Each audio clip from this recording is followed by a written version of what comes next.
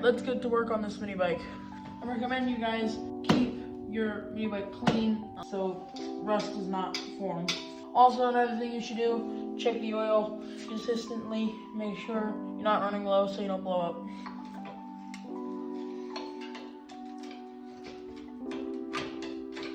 All of that was up right in that small area. It's very dirty. Next thing is take that off.